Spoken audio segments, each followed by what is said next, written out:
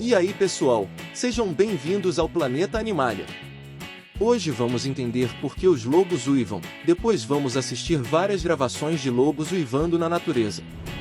Mas antes de tudo, deixe um like, se inscreva no canal e ative o sininho para não perder nenhum vídeo do canal. Pronto? Vamos lá! Ao contrário do que muitas pessoas acreditam, os lobos não uivam para a lua ou porque estão tristes. Esses são mitos populares que não têm nenhuma base científica.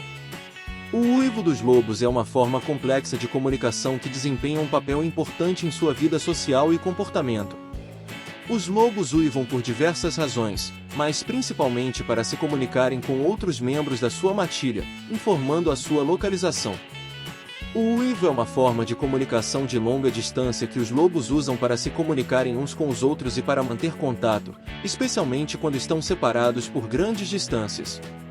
Os lobos também podem uivar para marcar território e avisar outros lobos de que estão presentes em uma determinada área. Além disso, o uivo pode ser uma forma de expressar emoções, como alegria, tristeza, ansiedade ou medo. Agora que você já sabe por que os lobos uivam, vamos assistir várias gravações de lobos uivando.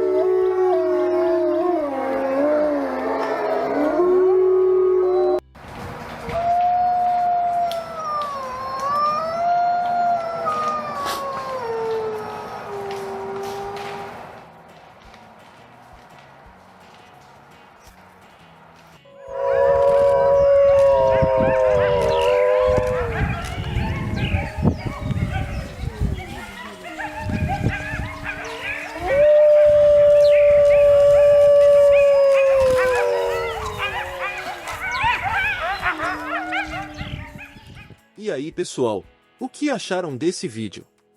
Deixe nos comentários se você gosta ou se tem pavor dos uivos dos lobos. Vejo vocês no próximo vídeo. Tchau!